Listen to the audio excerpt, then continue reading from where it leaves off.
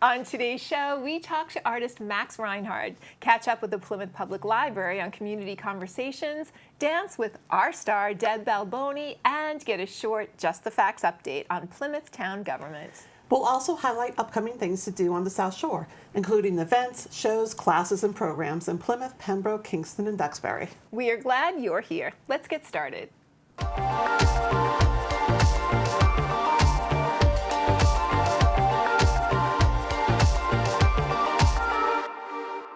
Max Reinhard is one of 22 local artists featured in our current gallery exhibition, Little Beasts, Insects and Blooms. We talked to Max about his art, his inspiration, and why Little Beasts was a perfect fit. Check it out.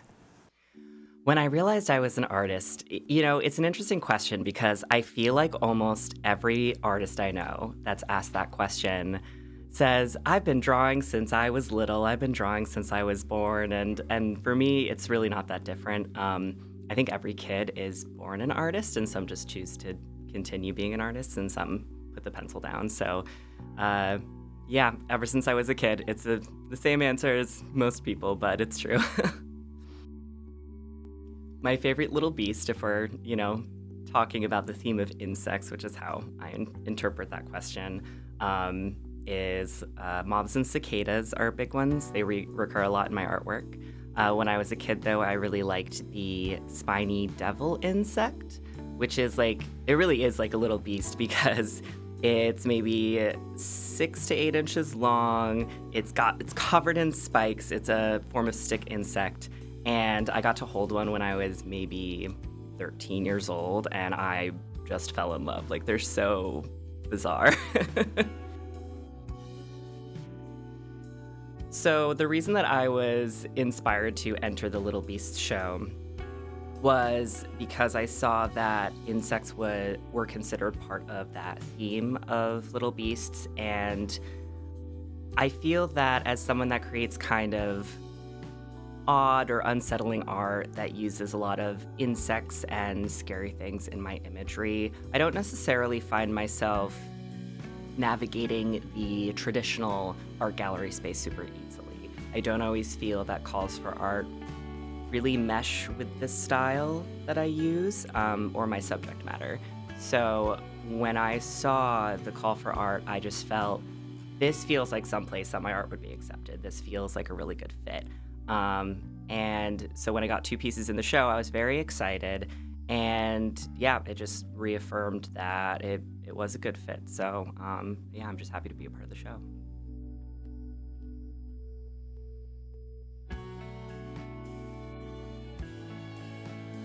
Little Beasts, Insects and Blooms is up until June 5th. Stop by to see Max's art and the work of the 21 other artists featured here at the gallery at the local scene at 4 Collins Ave in Plymouth, Monday through Thursday from 10 a.m. until 8 and Fridays from 10 to 6. If you're looking for a way to reel in some weekend fun while supporting local history, you'll want to clear your calendar for Sunday, May 3rd from 11 a.m. to 3 p.m. for the Pembroke Historical Society's 50th Annual Grand Old Fish Fry. Taking place at the beautiful Herring Run Historical Park in Pembroke, there'll be food trucks, live music, and a showcase of local talent with various craft vendors and artisans.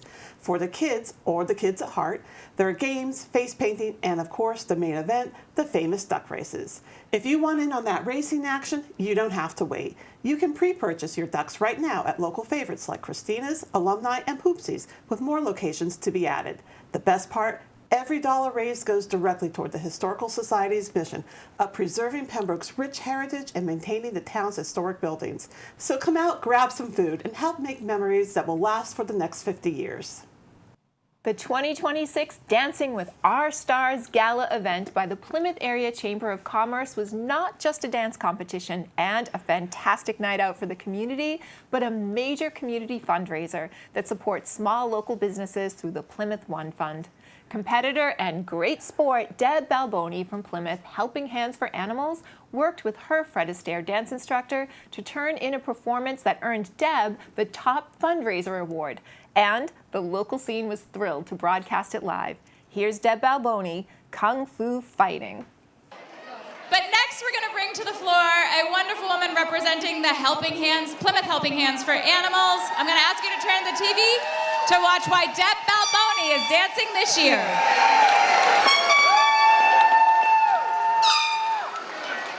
Just because it's so loud in here, we're going to turn to the TV screens to watch why Deb Balboni is dancing this year. My name is Deb Balboni. I represent a great nonprofit called Plymouth Helping Hands for Animals. A little bit out of my lane. I deal really well with animals, and this is people. And dancing, let's face it, I'm a short, fat, white girl with no rhythm, man, and they want me to dance. So I'm gonna dance. In the end, it's gonna help the chamber. It's gonna help small business, and that's where I'm from. Fred Astaire Group has been excellent to deal with. They've been encouraging, they have been warm, they have been welcoming. Once I got into it and I started with the dancing thing and everything else, I realized, hey, dancing can be fun. Dancing can make you fit. Who would have ever thought? My lane never included dance. Going forward, it will. All right, ladies and gentlemen, dancing with her partner, Forrest Burke Moran, Deb Balboni.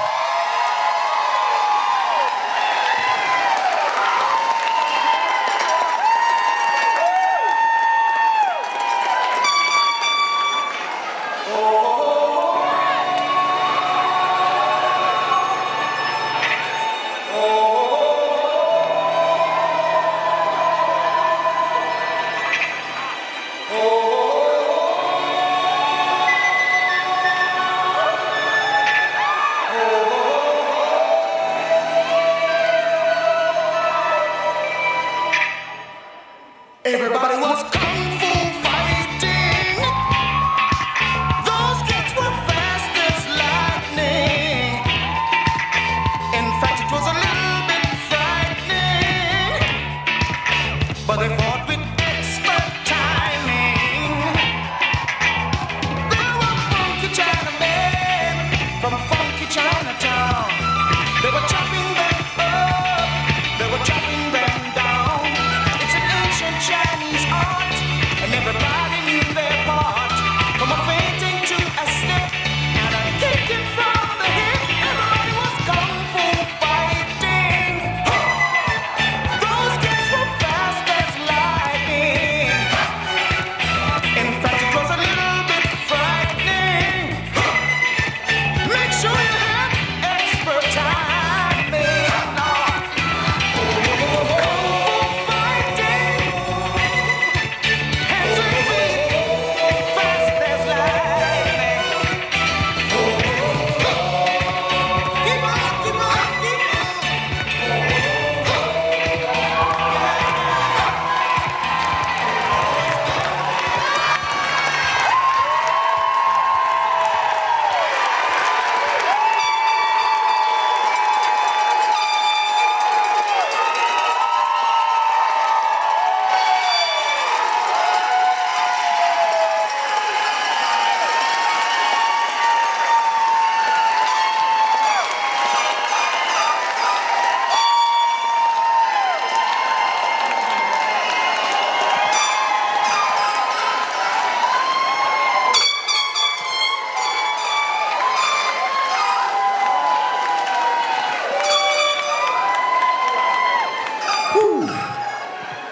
We got attitude for days.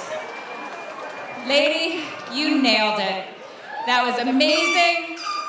I know you worked hard on this. I am super impressed and I am super proud. So give it up one more time for Ms. Deb Balboni.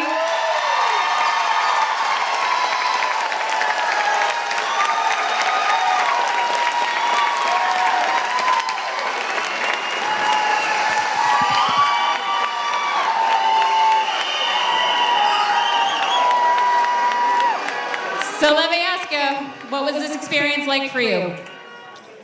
Regular day stuff. Just another Tuesday, right? Whatever. All right. Well, let's hear from Ford, although his voice has changed a little bit since that injury from Deb, but let's see if he can still. I got my breath back after that one. I wouldn't want to see her in a dark alley somewhere. She kicked my butt. That's true. We actually had a lot of fun creating that fight scene together, so give her up a round of applause. That was really, really nice. Her character is phenomenal. So much fun. Good thing we only wanted one child. We don't want any more. Don't think that's gonna happen now. Anyway. All right. So, shall we turn it over to the judges? Yes, let's go. Where do you want to start next? Should we start with Kevin this time around? I think Kevin that's a Hood, good we'll start call. with you. Go ahead, Kevin. Deb, you know how much I love you. And you know what? You're a good sport saying yes to this. You kicked Forrest's ass on the dance floor. But seriously, you kicked ass in that dance. That was outstanding. Congratulations. Nice job. And what are you gonna give her? Hold on. 9.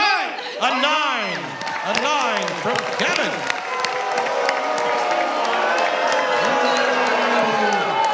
I gotta be fair. That's Kevin Hood. I'm Simon tonight, they told me. All right, Ayla, what do you have to say about Deb's performance? Well, I know all about Simon Cowell being on American Idol, so I guess he's our Simon. I don't know what that makes me. Paula, I guess, if I have a couple more drinks. So I hear. So Deb, I wrote this down in my notes. I said, that was the perfect song for fighting for animals, which is what you do every single day. Everyone needs a little fighting for sometimes, and you showed it on the dance floor. You kicked some major ass. I first put, I'm waiting for you to kick his ass, but then I crossed it out, and I wrote that you fight for animals. So I'm actually going to also give you an amazing 9! 9. That's a 9. You're not allowed to boo me, okay? All right, let's go over to Jen. Jen, you're up next. Well, I think Deb did a little bit more than kick Forrest's ass. Like, there was some other kicking going on, too. Right? Did you hear this whole thing that Casey was talking about having children? Yeah, not just the bum. Yes. Sorry. Too many years with you, my friend. I know. Deb, that was awesome. I could not wait to see your routine and see you perform, and you did an amazing job. Thank you for doing this, and thank you for making us laugh and smile. I am going to give you a 9 as well. 9. That's a 9 from Jen. All right, Mr. Cole, what do you got? Watch this, judges. I'll show you how it's done. Ball busting Balboni right there. Got closer than I ever could to Forrest's forested area. And I am so very jealous of all of it. Listen, I have some leeway here. There was a slight misstep here. I saw you recover very quickly. You came in strong. You finished strong. Those kicks were high. I am so very proud of you, Deb. That was kung fun. I'm giving you a 10. A 10. A 10 from Stephen Cole. All right, 3 9s and a 10, Casey, and... All right, now it's time where we give you buckets. You get to run around, so let's throw your money in the buckets. Support Deb and Forrest. On your mark, get set, go! All right, when the song is over, they are done, so they get exactly 60 seconds.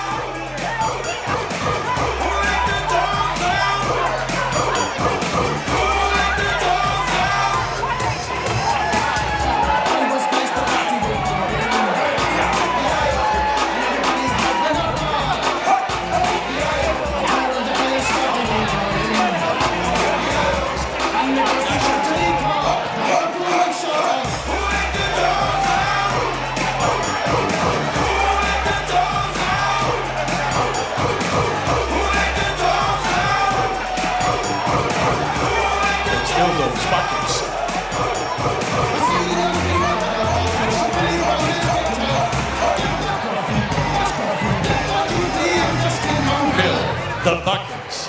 Phil. Oh. Oh, wait. And 5, 4, 3, 2, 1, you're done! All right, bring the buckets back. They're gonna bring them back up to Amy and the judges' table.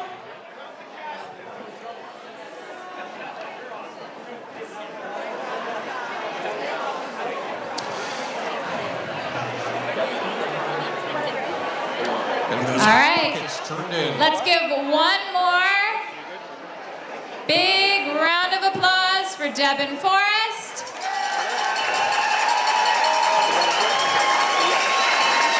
So ladies and gentlemen, Deb and Forrest are making their way out of the ballroom. We'll see them again at the end of the evening.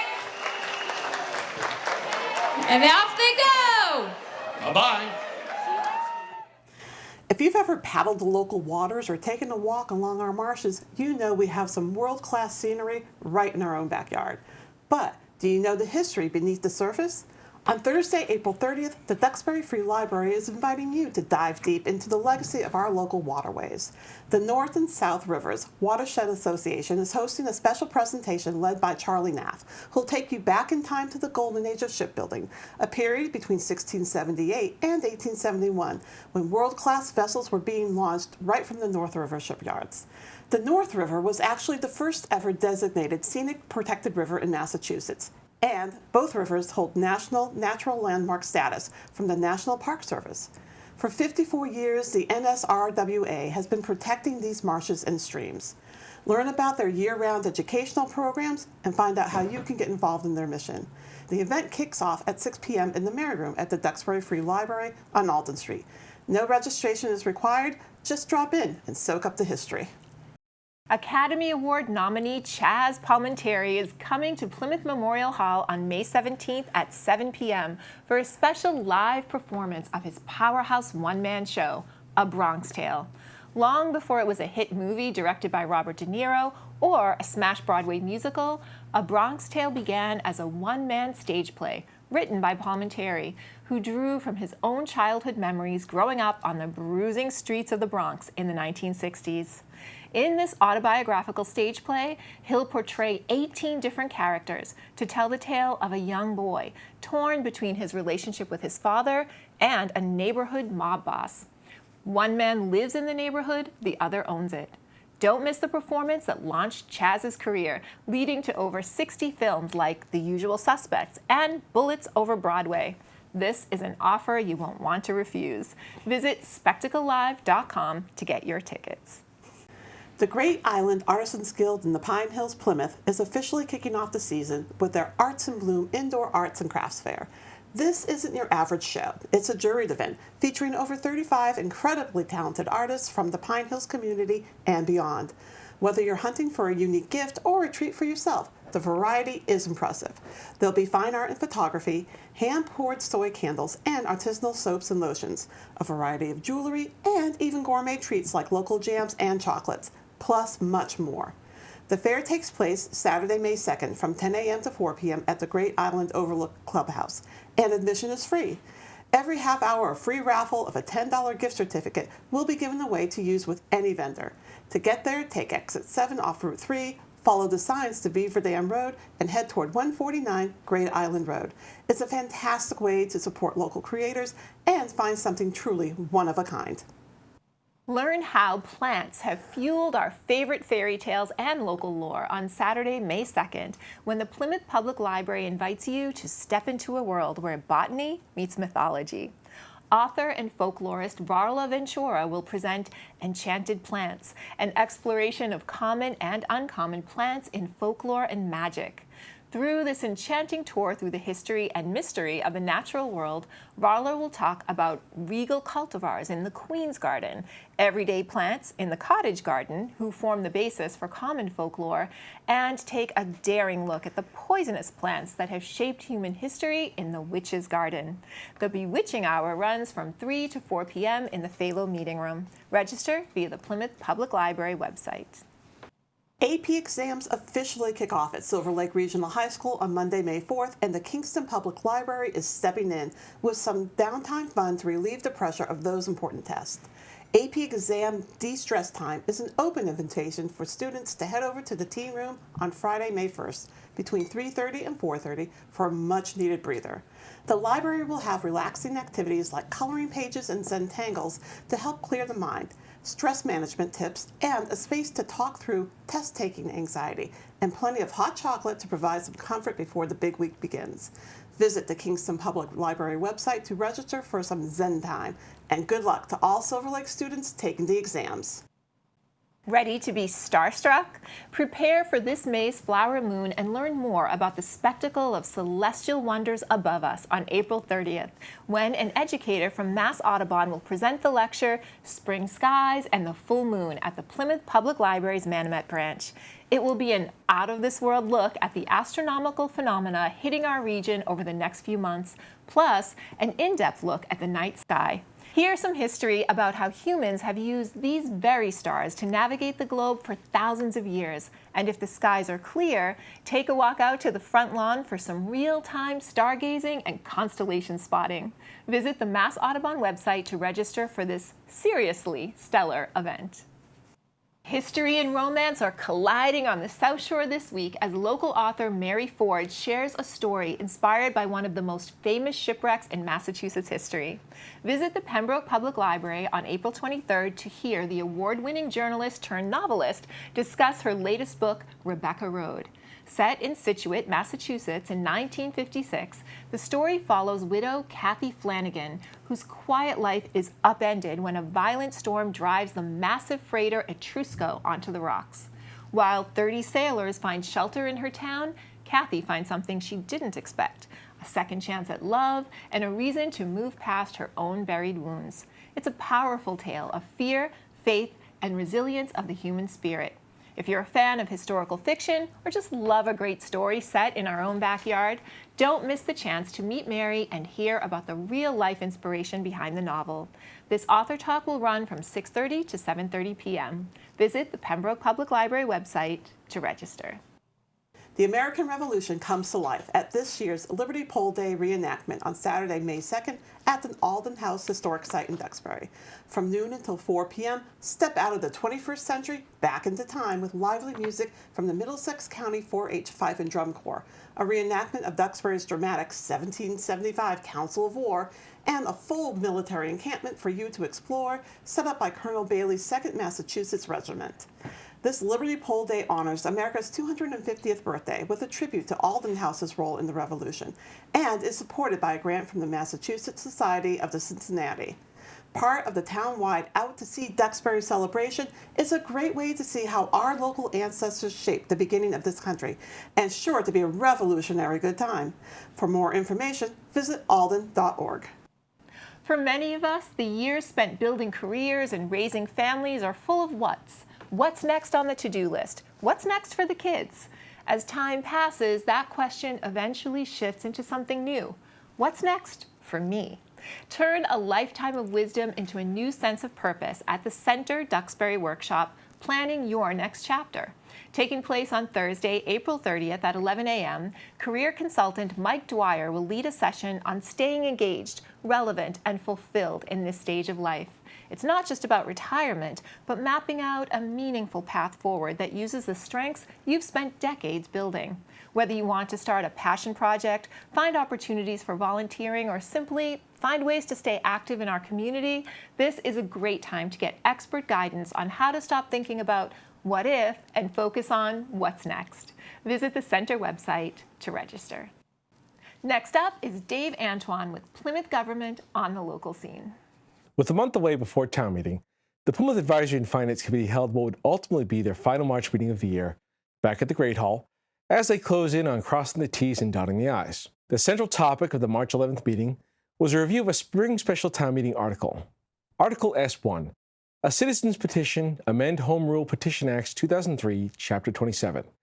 This particular article addressed specific Massachusetts legislation from the early 21st century, a special act that would address a particular community. For Plymouth, it's titled An Act Relative to the Health Insurance of Active and Retired Employees of the Town of Plymouth, approved in June 2003. The particular act involves health insurance for town employees, looking at a payment rate that's set upon hiring and stays the same within a limit. Standing in for Richard Serkey to speak on this article is David Peck. Mr. Peck noted that there was nothing in this proposal with language that would disregard collective bargaining, with said bargaining being assumed. The intent was to create an additional category involving all the bargaining units in Plymouth. The idea is that the proposal would create an opportunity for the bargaining units, but also allow more flexibility in future budget planning for the town. It was a discussion that ultimately looked at the merits, but also the possible impacts of this petition on municipal health insurance and collective bargaining. one characterized as avoiding a fiscal cliff. Speaking in opposition and wearing his hat as a past chair of the Insurance Advisory Committee and union representative, Dale Weber chimed in, contradicting Mr. Peck as being inaccurate with the proposal being an attack on town employees. Mr. Weber flashed back to 2002 when the town was staring down a significant budget crisis with the town looking to the employee groups that could help balance the budget, involving cuts to their benefit packages, ones that were properly handled through mass general law. With current input from relevant parties opposed to this idea, the proposal was seen against the interest of town employees as a potential violation on existing collective bargaining without providing immediate financial relief and even becoming a costly legal matter. FinCom voted unanimously against the petition, given their concerns over a lack of collaborative process and how it could affect future town staffing. The board carried on, discussing caucuses and looking into future schedules for FinCom as town meeting loomed large. As they neared the end, Al DiNardo spoke remotely, citing concerns with funding coming from the state with decreasing numbers brought on by unexpected circumstances such as the February blizzard. Using an analogy of a tugboat versus an aircraft carrier, Mr. DiNardo saw the town as a ladder in terms of the town's financial state, suggesting that a division for the Mass Department of Revenue could be a viable solution by providing an analysis of the town's books, advising without blaming employees, but looking at it for the town, staff, and employees as a way to face the issue and what the next steps are, in the best interest of the taxpayer. With their spring schedule winding down, the Plymouth Advisory and Finance Committee wrapped up just after 8 that night. This has been your Plymouth Government Access on the local scene. We've all had a favorite shirt with a missing button that just ends up taking up room at the back of the closet. Well, it's time to pull them out because the Duxbury Free Library is helping us clear out that to-fix pile. This coming Wednesday, May 6th, the library is hosting Mending 101 and Sewing Machine Demonstration. From 11 a.m. to 1 p.m. in the Setter Room, you can drop into their repair lab to learn the basics of garment surgery. They'll have sewing machines on hand, plus the supplies and instruction you need to sew on buttons, patch up small holes, and fix a frayed seam. This is just the basics, so you'll want to head to a professional tailor for things like zippers, leather, or shoe repairs. For everything else, this is a great eco-friendly way to give your wardrobe a second life. No registrations required, and the event is open to all ages. So whether you're a total beginner or just need a refresher, feel free to stop by 77 Alden Street. Your clothes and your wallet will thank you. Next up on Community Conversations, Plymouth Public Library Director Manny Leet sits down with Judy Fosdick, Chair of the Plymouth Public Library's Board of Trustees, for an update on what's happening at the library. Hi, I'm Manny Leet, Director of the Plymouth Public Library, and today I am so happy to have Judy Fosdick. She is the Chair of the Plymouth Public Library Board of Trustees. Judy, thank you so much for being here. Well, it's nice to be here and get a chance to talk to you, Manny. You've been here a year now, and it's so nice that we have a new director at the library, and we've been working well together. It's been great. I have enjoyed my time here in Plymouth. I've been here exactly 1 year. I've been more than welcomed by our community and by our patrons, and I just love working with the staff, the foundation, the Board of Trustees, and also our town administration, and I look forward to some really awesome programs and projects for the library. And we do have a lot of programs. I know that every month at our Board of Trustees meeting, we get a long list of all the programs that the library offers, and that's a lot of what the Board of Trustees does. We help support the library. We are actually a foundation, a nonprofit organization, and we are able to support the library with functions that we have, and we raise funds to give right back to the library. Yeah. So regarding that, you mentioned raising funds, and just curious if you go into a little more detail about the foundation and maybe highlight some of the events or upcoming events that you have each and every year. Sure. And just so people can know what's going on. Yeah. Well, the foundation has 13 board members, and we meet monthly. The sole purpose is to support the library. And there's a lot of areas that we cover. When we support the library, we're supporting it for access to all people so that we have technology, monies that go to technology. We have public computers at the library, and many people come and use those every single day. They're always used. We have a literacy program at the library that is very well attended. It has two purposes. This literacy program helps tutor people getting ready for a GED degree, and it also helps people learn English as a second language. And it's very popular. It's full, I understand, this year. We've got a real full class. We graduate, I think, something like 18 people almost every June. We have a nice graduating class. It's very rewarding. And the library runs a golf tournament actually specific for the literacy program, and that's coming up in June. On June 15th, 25th. I'm going to do a cheat sheet here. Yeah, we call it Tee It Up for Literacy, and it's on June 15th. I'm sorry, excuse me. We have a garden tour coming up this summer that will be on June 25th. We have a lot of June events. That graduation that I talked about is also in June. It's going to be a very busy month.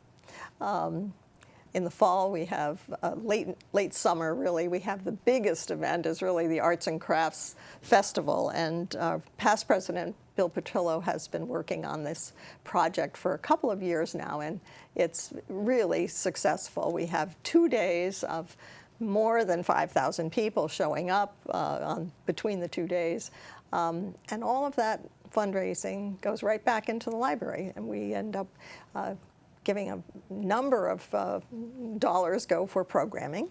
Some of that comes from our endowment funds because people will give money to the library, and because we're a nonprofit organization, we can take that money and deliver it back to the library. So it's very rewarding, I think, to have this kind of work going on behalf of the people of Plymouth, really. Yeah. It's such an important institution. I think libraries bring so much education in so many different ways. Your programming is very varied. I know you have some things coming up too. Yeah. That are, good for all ages. Some for the littlest ones. We have the story hours that go on every single week. 2 or 3 times a week, it seems to me. And then we have other programs for young children, for young adults, for seniors. And one of the funds that the foundation has, excuse me, is called the Schiff Fund, and we have money that was given by Dr. Schiff to the library, to Library Corporation, and we can take the interest of that money, and it's specifically for cultural events at the library. So we get a chance for the library to choose things like classical music or plays or something big and important. If we need to spend some money on a nice cultural event, that money is there to do that. I'm a big fan of music in the library, and I will say our librarians come up with some amazing programs when it comes to music. We recently had a Billy Joel, I wouldn't call him a tribute artist, but just covering Billy Joel's songs and Elton John's songs. And he was phenomenal. He was from New Jersey, and he was doing a tour around the New England area, and he was great. We had a packed house. So I love that. I love when people are dancing in the library, because it's something that you don't normally see or even think about. Having music, and then we have patrons dancing in the library, that means they're having a good time. That's what we're trying to do when it comes to our story times for our little ones, having author talks, we've been having a big turnout for subject matters with the paranormal, so that's been doing very well. Music, and I encourage the librarians, and they do a great job, just think outside the box when it comes to that, and they're doing a phenomenal job. And if it wasn't for the support of the foundation And then also, like the Dr. Schiff, you know, we wouldn't be able to do that and bring these programs to our community. So we're very lucky to have that. I think so too, and it's wonderful that libraries are different from what they used to be.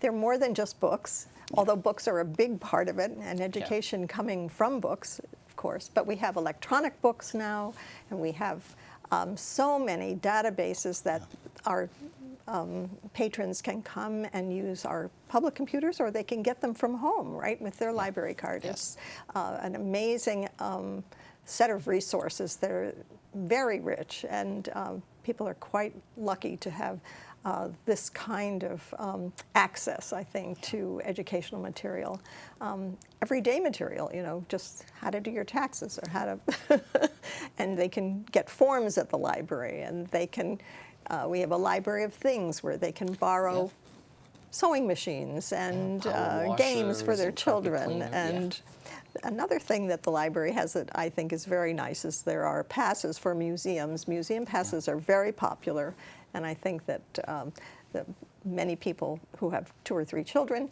it's a big plus to have a museum pass to go to a number of museums all over New England. What's great about libraries is they constantly evolve, change. You know, we try to, as a good public library, mirror our community and see what our community wants. So if they want more music, we're going to have more music. If they want more programs on the paranormal, or they want more electronic books to borrow, we're going to do that. So I think libraries are so unique that the old saying of libraries are going to be, you know, out of business and all, that's not true. I mean, libraries are striving and just moving forward, having DVDs, Blu-rays. Now there's databases where you can stream movies and stream television shows, very similar to Netflix. Just libraries evolve, and we'll continue to do that. So it's what's remarkable. It's truly a community center now, much more than it may have ever been before. I think you think of small town libraries being a community center in a sense, but I think for a big town like Plymouth, it's truly an asset and one that is used a lot. I think we have a lot of patrons in and out of that library. And I do want to point out, too, the Manamet Library, our branch library. That's wonderful, too. It's smaller than the main branch, but the support of the community down in Manamet, it's wonderful. It's absolutely wonderful. Yeah. We're such a large land area that it's difficult for some people to even, you know, get all the way up from way down south at almost to the bridge. It's nice that we have two libraries to choose from, and people can work online as well and order their books, and so that it's becoming easier and easier to be a library patron these days. So there's one other, well, there's 2 other programs that the foundation run. One just happened. It was the Storybook Breakfast. It is back for a few years. It was kind of on pause for a bit, but I heard there was a wonderful turnout for the Storybook Breakfast. It was just fun as can be. Having all these little ones there with storybook characters. We had Clifford, the big red dog, and we had Curious George, forever it seems. He's still popular. And we had a pig, and I'm trying to remember the pig's name. I don't know what Piggy's name was, but a pig character. But they were all delightful, and really it was fun to see the children, and we had Big Ryan do his fun puppets and storytelling as well. So another important event. I have one that's very close to my heart. I'm working on an improvement of the Dr. Schiff Garden, which is actually a space behind the library that has had never really been developed into a garden, even though it was all enclosed with a beautiful brick wall. It has a fountain, but it had just a grass strip. So in the last 4 years, we've had a garden tour to raise funds to do some facility work on that to make it really a garden. We have a nice center path now through the garden. We have 4 shade trees that we put in. And the next part is a plan that we've had made by a man named Bob Hoxie, who is from Great Hill Horticulture. And he has created a master plan for planting this garden. And so the next big job will be planting the garden. So the garden tour is coming up on June 25th. It's going to be another sunny day. Let's hope for a sunny day, because last year it did rain. But we have 6 wonderful gardens that are hosted by people who live here in Plymouth. And they open up their garden from 12 until 4 o'clock. We have a little fair when people come to the garden that get their program book. There will be a fair of sustainable organizations, Manomet, the Wildlife Trust, Sustainable Plymouth, a number of sustainable organizations, environmental organizations put up tables, give out information. Morrison's puts on a huge display of beautiful plants and materials, and so it's a fun day, and I'm looking forward to it. We've got all our sponsors in place, and we're ready to go. So we invite the public to come to the garden tour on June 25th. And then there's another program that I absolutely enjoyed, was in the fall, Taste of the Town. Oh, yeah. Yes. That's been around. I think we had our 25th year this year, and wow. it was just phenomenal. We had it. We used to have it at Plymouth Patuxent, and we'd been away for a few years at other places and other venues. But this year we were back at Plymouth Patuxent. They were very nice to greet us, and it was a wonderful turnout and a great event, and always fun. You can get to taste from many restaurants in town, and lovely tastes. Yes. I had one too many lobster sliders that night, but yeah. it was delicious. It's always a big, successful event, and I guess that's our biggest signature event. Yeah. Yeah.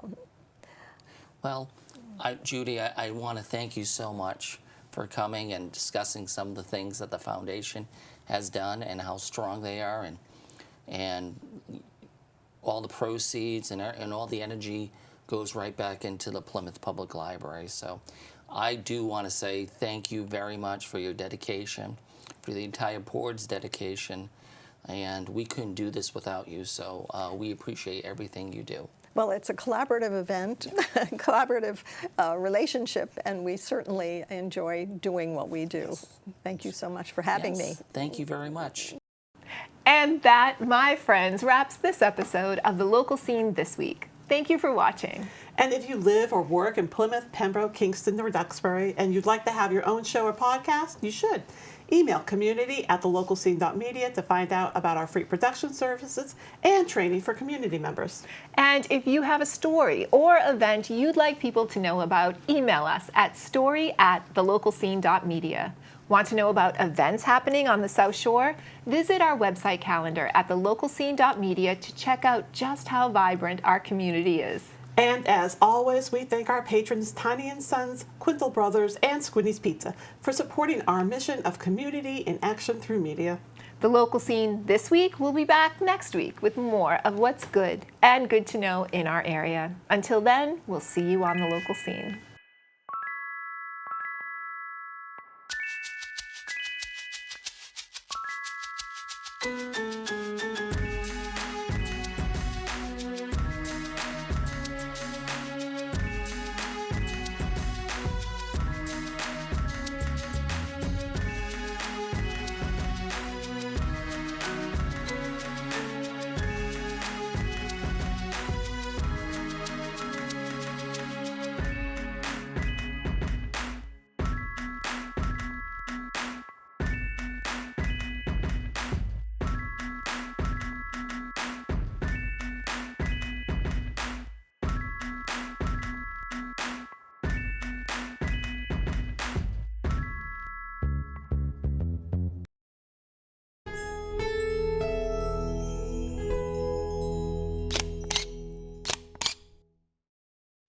Hello, friend. If you enjoyed this video, please think about scanning the QR code and making a contribution to the local scene. Every dollar is appreciated, and your support helps keep community media alive and our resources free to the community. We'll see you on the local scene.